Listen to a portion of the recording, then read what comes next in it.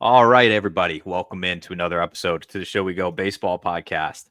Today's episode, we have Red Sox pitching prospect Blake Wehunt. Now, if you don't know Blake Wehunt by now, Blake pitched in 2024, actually at three different levels, which I kind of forgot that you started the year in Salem, but he started the year in Salem, went to Greenville for a little stint, and then got a start up in Portland at the end of the year.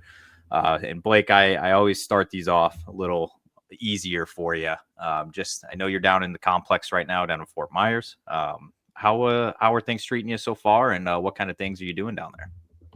Everything's good. I mean, it's just kind of some weight room stuff and, throwing to try and add a little bit of velo. So everything to kind of help me work towards future goals that they have for me and I have for me. So I've been liking it a lot. So Did you at all, like, I almost feel like you didn't get much of an off season though. I mean, I know you're technically in the off season, but I know you're down at the complex. There's a lot of guys around you. Like, did you even get a chance to go home at all? I was home for 3 days. And then the hurricane, we've had so many hurricanes going on. And being in Fort Myers, we had to evacuate for one of them.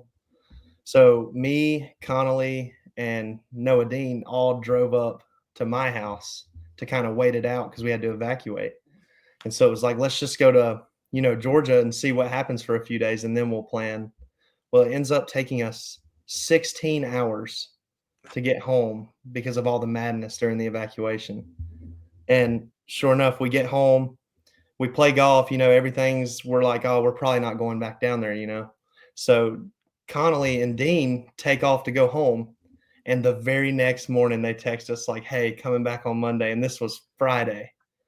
And so they had to turn around from Virginia and New Jersey and come back down to Florida. But thankfully I wasn't that far. Yeah, I was gonna say, like, it's a little longer drive for a guy like Noah being a New Jersey guy, and even Connolly up in Virginia. But man, that's 16 hours. Was it your classic just gridlock, like trying to leave the state? It was that, and there was no gas anywhere. Jeez, dude. So this we're in like a convoy pretty much following each other. And it's like, hey fellas, I got 130 until empty. Like we're gonna have to stop at some point. And we're calling gas stations, nowhere's got gas. And I mean, we're driving through the back roads of Florida that you know, tens of thousands of people have ever seen, ever. And we finally find gas and make it back. But I mean, we left at probably 11 in the morning and we didn't get back till about 2 a.m., 3 a.m.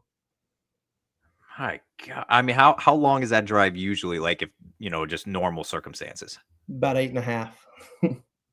Sheesh, dude. Yeah, that's it sounds like a scene out of like the apocalypse. I don't know. That's Oh, I there don't was ever want to. people running 70, 80 miles an hour down the median. And everybody else is standstill, and you got cars running 70 off the side of the road just trying to get out. I mean, it was wild. My gosh, man. Well, I'm happy you made it and didn't run out of gas in some random back road in Florida or whatever. And it's a crazy situation, by the way. Yeah, it was nuts. But yeah, so down at the complex, though, you guys went back. I know you kind of briefly touched on it, but what kind of things are you doing to start your off season? Like, did the team give you like things to work on? Like, what are your priorities right now? So for me personally, it's just kind of a few mechanical tweaks, and for the most part, just getting the smaller parts of my shoulder stronger to withstand such a higher workload than you do in college. So it's been like doing these small exercises, with like 5 to 8 pound weights, just trying to get everything in my shoulder as strong as possible while I'm, not focusing on throwing completely. So there's been that, and then a few mechanical tweaks of like certain things I'm doing with like my pelvis that helps me throw harder, getting into the science of it. But other than that, it's pretty much just been get as big, fast, and strong as I possibly can. Yeah, I was just trying to take a peek at your innings this year, and I saw that you had thrown more than you did your last year at Kennesaw. Was this the most you've thrown in a season before in your, well, I guess even college career and high school? Yeah, yeah, for sure. I mean, high school, I was like 60, maybe 70 innings a year. And then first 3 years at Southern Miss, I might have thrown a combined of 16 innings. And then Kennesaw, I had roughly 80, somewhere around 80. And then this year, obviously, was like a tick up from that. So it's just trying to get my body to adapt. You know what I mean? Yeah, I feel like I asked this question to somebody else that was on this offseason because they threw the most innings they'd ever thrown. And I kind of just asked, like, are you feeling a little, like, did you feel a little tired? Like, once the season kind of ended and you're just like, ooh, like that one was a doozy. Oh, yeah, no doubt. I mean, when I got called up to Portland, we were 2 games away from being done in Greenville. So in my head, I started on the Tuesday to start the week. I was like, okay, I last start, like I'm done, like I'm kind of mentally checked out, and I throw a bullpen Friday and everybody's telling me, good thing you're done. Like you ain't got to worry about it. I'm like, yeah, I'm hanging, my arm, it's killing me. Well, I get into Iggy's office and they're like, hey, you're going up to Portland, so your season's not over. And it's like, oh God, like, all right, well, let's go, I guess, So it was kind of a blessing and a curse. So, but I I think I adapted pretty good to where, it wasn't completely killing me. Yeah, I was. I didn't when I said it at the beginning of the show. I kind of forgot that you started the year in Salem. Like I was kind of looking at your Greenville numbers, and I was like, okay, like And then I obviously made the start in Portland. I was like, holy cow! Like you were in Salem at the beginning of the year, so you went from low A all the way to double A. Like that's a heck of a year for you as well. But um, did that kind of seek in yet that you had actually gone up 2 full levels like in one season? I know a lot of guys like don't get to do that. Like a lot of guys spend a whole year at a one affiliate and that's where they're at for the year, but you ended up 2 levels up. So what was that like for you? As crazy as it is, it feels like I threw 3 different seasons. Like Salem seems like when I was in Salem, it seems like it was a year ago, 2 years ago. You know what I mean? And when I got moved up to Greenville, it seemed like a new season just started. So I felt like I just threw 3 different seasons essentially with no off season. But no, I mean, I loved Salem. It was a lot of fun. Like, and I know it catches a bad rap because it's in the middle of nowhere, Virginia, and I get it, but it's something I feel like you need to go through just to experience it, and it's like then you can really appreciate Greenville and Portland when you get there. Yeah, I was gonna say I feel like a guy, like you're an outdoors guy. And I feel like you grew up in Georgia, obviously, so I feel like Salem, Virginia was like you're kind of like, okay, like I get this, but then when you got a guy, that's a California guy, or even Matt Duffy, who's from Canada, and you like stick him in the middle of nowhere in Virginia, it's like all right, I can see how it's a little bit of a culture shock. So I feel like you were a little better acquainted, I think, than a lot of other guys. Yeah, no, for sure. It was almost like home for me. And everybody's like, "Oh, there's nothing to do." And in my head, I'm thinking there's nothing to do where I live anyways. It's like I'm used to this type of stuff. I think when you came on the pod last year, you were. I think me and Chris joked about it. You looked like you were in a log cabin, and you were just it's like, hey, this is home for me. So it's very very funny, and I feel like Virginia's definitely up your alley. But I when I talked to you in New Hampshire, I know you had just gotten in. Was that the first time you had been to New England? I forgot if I asked you that. Yeah, I mean, I before that I had never been north of like Virginia. Okay. And well, we played Delmarva the first weekend of the year in Salem. And like I was telling her, like I've never been this far north. Like this is the first time in my life I've ever been past Virginia. And so, I mean, this year, I mean, I just climbed, further and further up north. So that, yeah, 100%. That's the furthest. That was the Okay. first time I'd ever really been, that far north. What I know it was a very, very small sample size with you being in Portland and then being in New Hampshire for that series. But what were your first thoughts on, I guess, New Hampshire, Portland, wherever? I mean, I thought New Hampshire was kind of nice. Like I thought it was super nice. I'm a New And I Hampshire had, guy. yeah, that's fair. I had no complaints about New Hampshire, and to be honest, it's not really as different as people make it out to seem. The main difference I would say is the way everyone talks.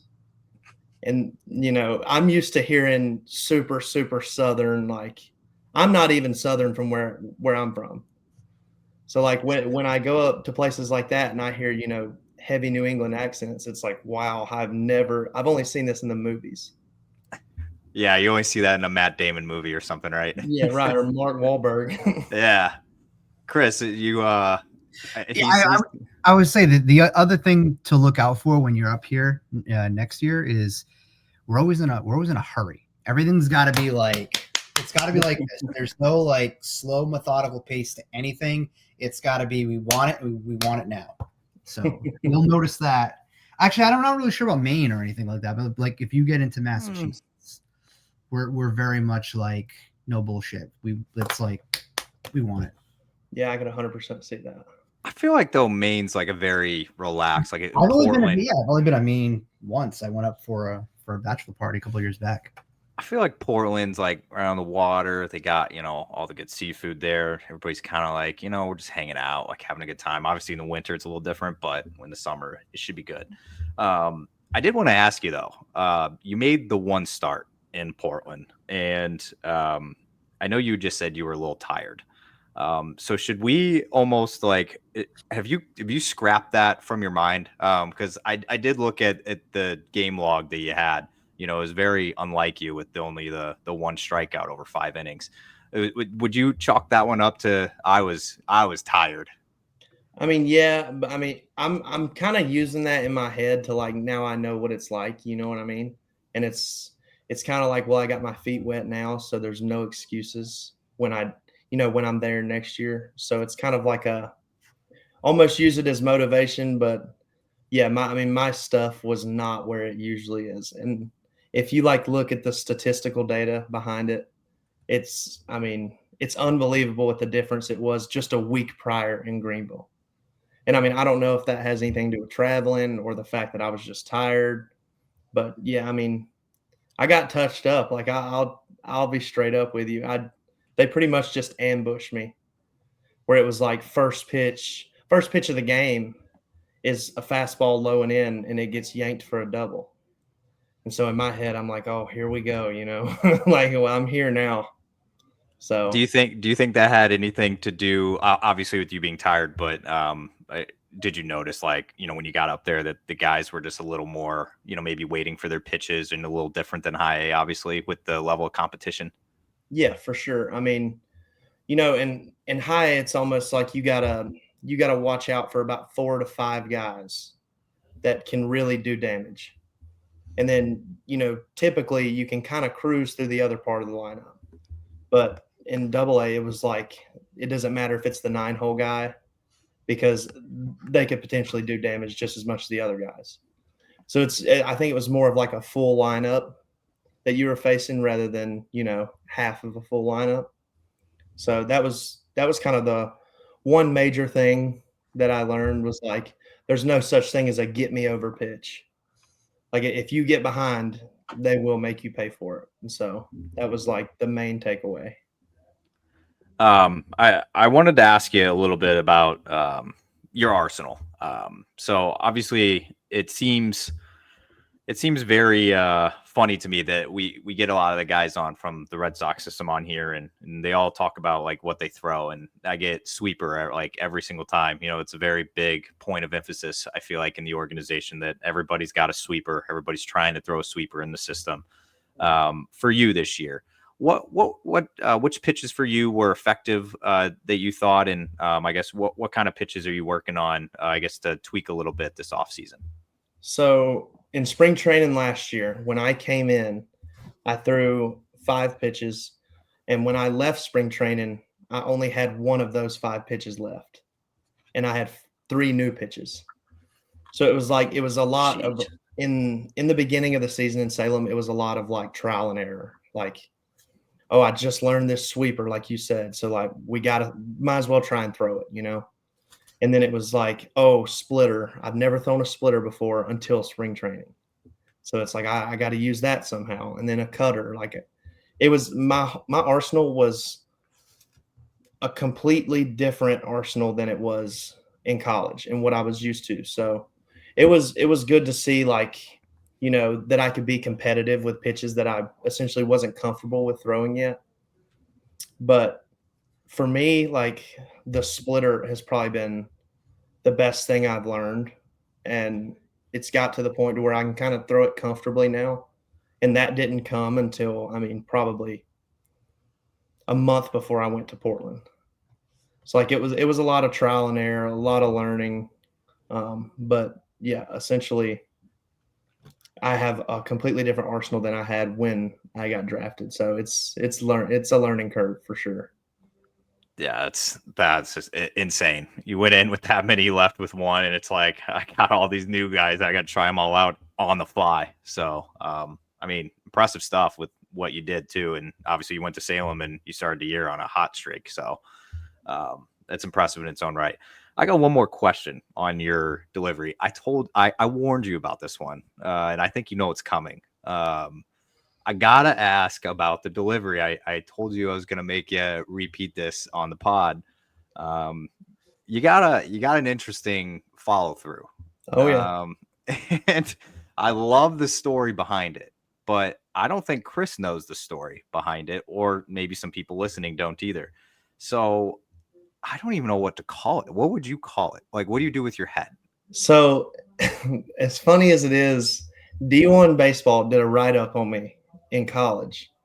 And they said that I had a very aggressive delivery with a massive head whack at the end. And that is what they called it. So ever since then, I've just kind of been calling it that. Okay.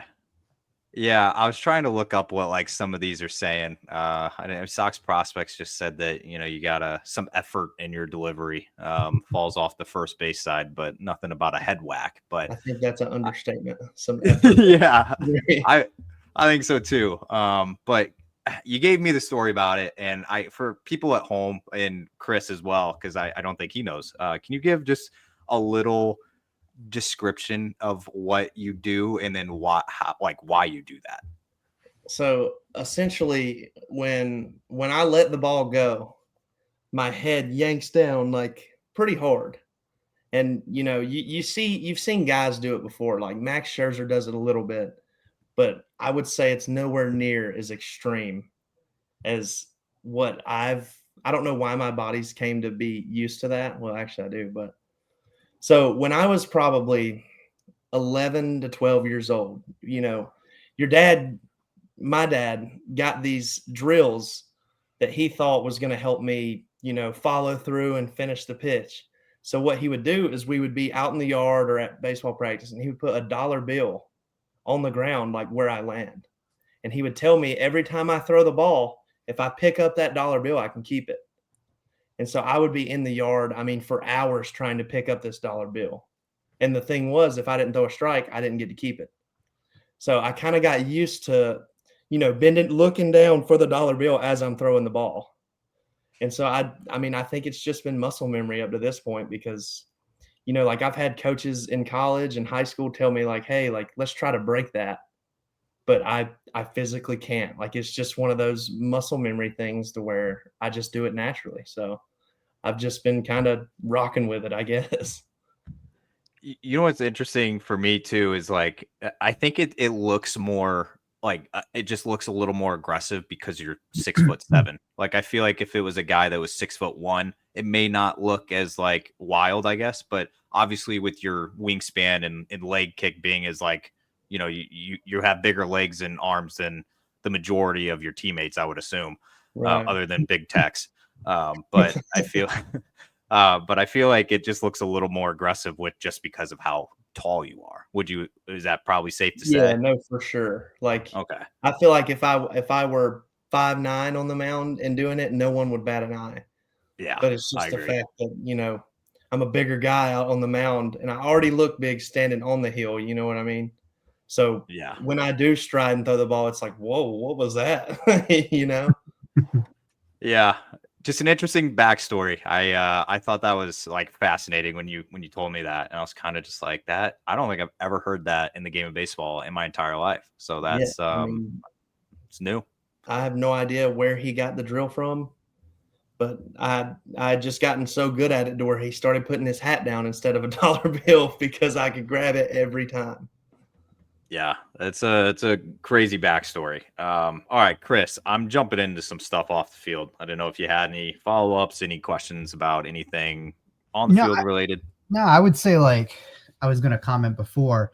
I wouldn't even like put much into the whole Portland start anyway. You know what I mean? Like the biggest thing I would say you take out of that is you're able to put your cleats down in a AA field. You know what I mean? Like it was the last start of the season. It's you know what I mean? Like that's you're the full totality of your year tells a massive story. To Andrew's point, we've talked about it before. Just that quick path. You know what I mean? Like you started out in single A and you made your way to AA. The competition is obviously much different. It just also goes to show one, the Red Sox pitching development is working. And we talked about it with Chad Tracy. We interviewed with him this week. Fans are, I think are really now coming around to what you guys are putting in for work and understanding it a lot more. But I think also too, there's a lot of people that think pitching development equates to being an ace, where that's not even the case. You know what I mean? Like you just talked about it. You went and had 5 pitches. One of those pitches was remaining now out of those 5. It really is kind of interesting as you guys are talking about just kind of the way you've developed. It's not even, just, from the different levels to the little minute stories just like that. So I think it's fascinating. I think, what's good about the amount of pitchers we've had on here is you guys be able to tell that story. We've been able to get that out to fans so they can understand that the pitching development and what you guys are doing in your individual plans, it is working. And you're a perfect case. You know what I mean? Like, again, you rose up from single A to AA. Now, are you expecting to be a AA next year? Is that something where they've talked to that, or you're not sure on that? I have no idea. I just assumed it'll either be, Greenville for a short stint or Portland, I'm hoping. But regardless, I'm just going to go out there and do the same thing I did last year and hopefully just have better results, Well, our friends over at SoxProspects.com have you slotted into the starting rotation right between your friends Connolly Early and Hayden Mullins. So that would be a fun rotation to watch. And David Sandlin's in there as well. That would be an awesome rotation to keep an eye on. All right, I have a question for you. You could probably say that every one of those guys that they've slotted in there could be in Worcester by the end of the year, with maybe the exception of Monegro, but no, it should be good. Should be a great. I think every level's got pretty good guys in their starting rotations now, so it's gonna be fun to watch. All right, so we're shooting off the field a little bit. I know you're a Call of Duty guy, and I know you're a golf guy. I accidentally slipped up and said that I've heard Connolly Early was a good golfer. He told me that was inaccurate. He told me he just golfs a lot. He's not a good golfer though. Where do you rank in the? I guess let's just go like with your roommates. Like, are you the top guy in there, or I think that's probably Hayden. But where would you stack up against you guys? It's me. Me or Duffy, I think are pretty close. Duffy's really good. Like he just hits his irons so well. And then Mullins, one day he's looks like a PGA golfer, and then the next day he's throwing clubs. You know what I mean? He's one of us, is what you're saying, right? And yeah. Dean is very consistent. He's good. Like Dean's fun to play with. And then Connolly is, I've never seen anyone go from a great shot to the worst shot you could possibly imagine. Like, I'm telling you, like, he'll have some tee boxes, man, where he's like 310 dead center of the fairway. And we're like, oh, like Connolly came to play, And then the very next shot, he hits it at a 90-degree angle to the left, like into the houses. And it's just like, what happened with the first swing? He's like, I don't know. I'm just swinging, But no, Connolly, he's one of the best people to play golf with because he has no expectations. It's good to have in a Does foursome. he get fired up like he does with playing Call of Duty? Is it that absolutely. Awesome. Anything competitive, he gets fired up. And like this is just about 3 weeks ago. We were playing at a place near here, and we were all playing our own ball. And Connolly's like, oh, like I'm shooting my lowest round ever. He was like 4 over on the front nine. Like he's playing really well. And he goes like 21 over on the back nine. It was something absurd. I'd be so mad. Oh, he was pissed. He was like, I could have broke my best score ever, and I choked. And that's when you get, him screaming, and and then he's mad. He gets fired up. But no, I mean, he's fun to play with, man. And he's just like I said, he'll go buy 40 max flies at Walmart before, and he will lose every single one of them. He's one of us, man. He's just like all the rest of us. All right. I appreciate that out of him. But he did say something about your golf game. It may have been Hayden. Somebody spilled the beans though. What's the farthest drive you've ever hit? I don't know, probably 340. Jesus. Okay. Somebody was telling me like 350-ish, something like that, 360 maybe. I mean, I can hit it a long way. How does that feel? Like I can't do that. So I mean, you don't even feel it come off the club, and it like my golf swing is like my pitching delivery. Like it's super aggressive. I'm trying to hit the ball as far as I physically can every time. And see, that's where you got guys like Duffy. He hits it 300. Super smooth swing, hits it dead center of the fairway, 290, and I'm up there. I mean, just like Kyle Berkshire swing, trying to get all of it. So, yeah. I mean, I don't hit it straight, but about 50% of the time. But when I get it, I hit it hard, Yeah, I mean, being as tall as you are, like having, probably having a little extra oomph in the swing probably helps with the distance. But man, I think Hayden was like, yeah, that guy drives it probably the farthest than any of the teammates I've seen. So that's impressive, man. I got one more golf question for you. I guess like let's take Red Sox org as a whole. Now, like open it up outside your teammates there. Who was the most impressive golfer you golfed with in the org? Oh, that's easy. Hunter Dobbins. And it's not even close. I mean, I was not expecting that one. Yeah. I mean, he's a scratch golfer probably. Really? Yeah. And he's one of those guys that he'll be like, what do you want me to hit here? Like, oh, hit a tight draw. And you're just like, yeah, right. And sure enough, he puts it 8 foot from the pin on a tight draw, and he's mad about it. He's like, I shouldn't have landed it there. I should have landed it to the right. Like, I'm just like, man, that's a hell of a shot. Like, I don't know what you're mad about. He keeps that like under wraps pretty well because, you got guys like Chase Sugar, he's all talking about his golf game all the time. You got like all these other guys, and I know you and your roommates are always golfing, and it's just like, okay, they're probably like pretty decent, but I feel like Hunter's like never really talking about his golf game. I mean, you gotta, it's like one of those things you gotta see it to believe it.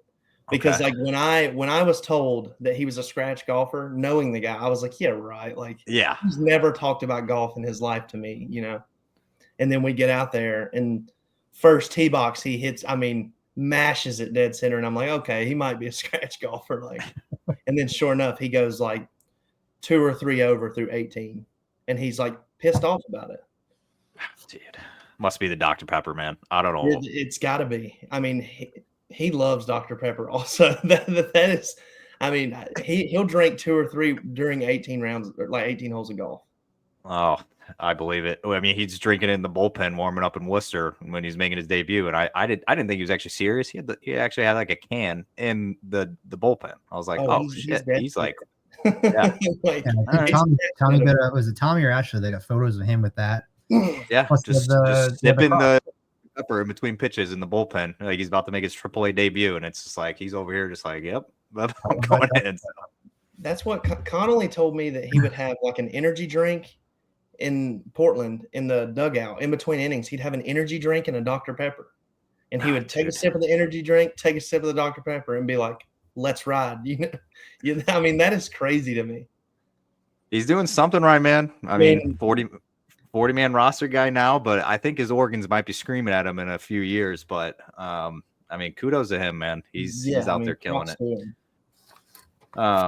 All right, so we talked a little bit about golfing. Obviously, I know you play some COD in your time, but I know you're an outdoors guy. I know you hunt and fishing. That's up your alley. I know you like both of those. Did you get a chance to do any fishing, anything throughout the year, or is that something that you're looking forward to? Hopefully, maybe in the off season. I don't know how cold it gets down in Georgia. I'm sorry, I've never really been down there too much, but yeah, I mean, I got to do a little bit of fishing here and there in Greenville because Greenville's only like an hour and 20 minutes from where I live, so I got to go home and go fishing a few times, which was nice. But for hunting, I mean, I've been down here in Florida, and deer season's going on, and I'm so antsy to get back home. I mean, because it's not super cold. It doesn't get super cold in Georgia, obviously. I mean, we have a few days that are, touching 29, maybe 30. But yeah, I mean, I have been so excited to get back. I've been watching YouTube videos of this guy. His name is Seek One, and he goes and kills these huge deer. And every time I'm downstairs, all my roommates are like, "What are you watching?" So you're just watching a guy sit in the woods and wait on a deer. And I'm like, yeah, like this is awesome. And they're just like, cut this off. So, yeah, I mean, I've been about as antsy as you can get. I mean, it's like that's like your version of like guys watching Twitch and like watching guys play like Call of Duty or Fortnite or whatever. It's like that's your fix, man, and that's everybody's got it, man. Everybody. Yeah, I was curious because I knew that just being an outdoors guy, I knew Salem probably fit you pretty well. You weren't there very long. I know Greenville's obviously like, in the Carolinas, it's down in your neck of the woods. So I didn't know if you had a chance to, get out there and kind of like maybe on the Monday off day or something, just go out and fish somewhere or whatever. But that makes sense. You're probably antsy for getting that back out there. Yeah. All right. Chris, I got a couple questions left. I don't know what you got in here, emptying the tank. Well, I mean, I guess I'll ask what I typically been asking of late. Would be is completely off topic. Give me your most embarrassing song right now on your music playlist. Ooh, probably TGIF by Katy Perry. That's fair. I mean, I listen to that probably 5 times a week. Like there's something about it. It's just one of the most catchiest songs. So I mean, me and Dean listen to that coming home from the field all the time. And he's got a very diverse taste in music, so he rolls with it. So yeah, I feel like being a Jersey guy, he's definitely he's got a it's not all country, it's not all like I feel like he's good with genres. Yeah, 100%. He listens to like a little bit of everything.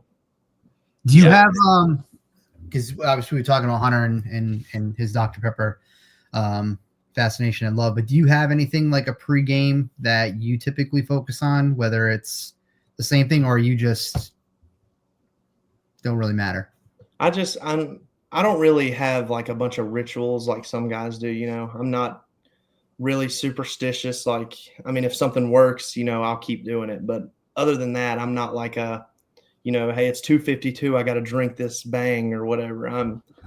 For me, I'm just kind of like, whatever feels good that day is what I'm going to do. And if it worked last week, surely it'll work this week. And if it doesn't, then I'll change it. But no, I don't have any like super crazy things like that. Like I couldn't imagine what my stomach would feel like if I was hammering a Dr. Pepper in the dugout. But yeah, I mean, I don't really have any super weird rituals or anything like that. I just kind of, listen to music and just do my own thing. I'm going to start giving guys an option for this question I'm about to ask. Are you more into like drinks or are you more into like sauces? Ooh. I mean, to be honest, probably sauces. All right. Just because like I feel like I'm not crazy about soda. So like I don't drink a whole lot of soda. I'll drink Gatorade or water most of the time, sweet tea if it's there. But Yeah, I would say sauces for sure. Okay, because I've been asking this question a little bit, and Max Carlson said it was a very good question, so I kept asking it. But I was informed by Jonathan Brand that it was a bullpen question in Portland this year. You know, they talk about all sorts of stuff in bullpens, I've learned. But so I'm going to ask a sauce question then, because theirs was liquids. So I'm going to go sauces. Okay. So you got 3 fingers, and each one has a sauce in it. And those are the only sauces you can have for the rest of your life, and you can't have anything else ever again. What 3 are you choosing? Oh, that's a good one. I'm gonna have to go with like a ranch. It's very versatile. But it can't be like Hidden Valley. It's got to be like a homemade ranch. You know what I mean? Like a Okay. Wingstop type of ranch, or Ooh, like an there we Outback go. type of ranch. And then, I mean, I'm probably gonna go with the classic ketchup, just because. Okay. I mean, I'll eat ketchup on anything. It's super versatile. And I mean, third, I probably have to go with like a barbecue sauce. 3 basics there. Yeah, I mean, kind of basic, yeah. But I mean, those 3 sauces I can eat with any dish, I feel like. Okay. Any single dish there is I can do ranch with it or barbecue or ketchup. So you're missing out on some. So you're never gonna have mayo ever again. See, I love mayo. It's just not I do that. too. It's just not super versatile. You know what I mean? Like, I'm not gonna dip my fries in mayo. No, I mean, but you could mix it with the ketchup though and make a fry sauce. Yeah, that's fair. I mean, You know what? just dip your fry in a barbecue at that point. Let me take away the. No, day. I mean, if it's your fingers, man, it's your sauce. let me take away the barbecue and put like a cane sauce in there. Oh, Zaxby sauce, but okay, yeah. Oh my god. Yeah, I mean, it's pretty much the same. It is. It's pretty much the same. Being a Georgia guy, though, I thought you were definitely going to be a Zaxby's guy, but it is what it is. I asked you that question last year. I thought you were one of my Zaxby's guys, but maybe you did say Cane's. It's kind of like I'm burnt out on Zaxby's. You know what I mean? Like, really? All right. In high school, we had a deal at our local Zaxby's to where every Tuesday or Thursday we could go get a big Zax snack for $2.99. And so in high school, you know, it's like you don't have any money, but you could scrounge together enough quarters to buy a big Zax snack.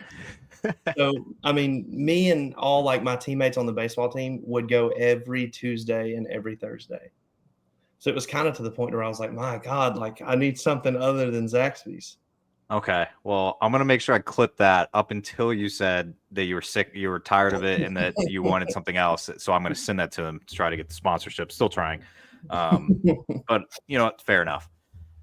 I got one question left for you. It's not, unless Chris, you got anything before I You said deliver? Wingstop though, Ranch? Do what? You said the Wingstop's Ranch? Yes. So I while you were saying that, because like I didn't realize there's like no Wingstops like really nearby me. But Andrew, I just learned Googling there's one in Brockton, which Brockton's like a 35-minute drive. Not the best city. Having said that, though, I keep seeing a ton of TikToks on like Wingstop and all the sauces and all like the different flavors, and I really, really, really want to try. I might take a try right out to Brockton. If you try it, you have to go get it. Like you can't DoorDash it. No, I would go. I'd go. Because if you DoorDash it, you get the bag. It is a grease fest. Yeah. So like soggy. Oh. Yeah, I mean, I can't do that. But if you go get it, Wingstop's typically like pretty solid. And it's not too expensive. So yeah, I just saw there was like $13.99 for I think like a large. Yeah. It's slept on, man. It's slept on. Underrated. They have like all the different sauces, and I'm watching these. I don't want to like swear in your podcast, but like I'm watching all these people, they're eating like these wings, and I'm just like, they look so fucking good. Like I just want those wings, and there's not one anywhere near me, and it's frustrating. There's one up in Nashua, New Hampshire. My wife. Yeah, I'm not drive 2 hours to get wings. I might as well go to Stop and Shop and get a bag of Tyson wings. All right, Blake. This is the last question of the show.